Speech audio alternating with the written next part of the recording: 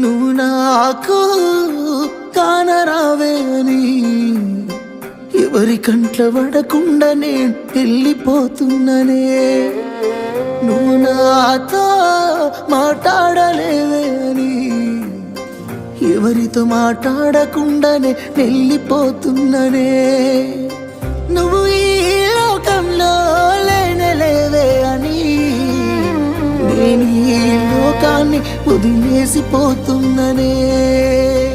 నువ్వు పువ్వులు అల్లుకొని పోతున్నవే అత్తగారింటికి, నే పువ్వులు జల్లుకొని పోతున్ననే కాలే కాటికి. నువ్వు పువ్వులు అల్లుకొని